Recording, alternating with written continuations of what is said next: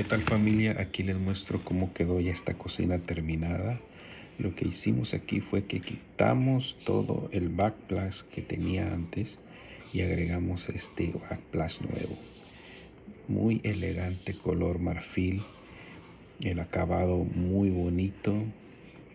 También lo que hicimos fue que cambiamos el color a los gabinetes. Tenía un color más oscuro y pusimos un color más claro para que quedara con el cielo, las paredes y ese backplaza hermoso, color marfil, estilo español.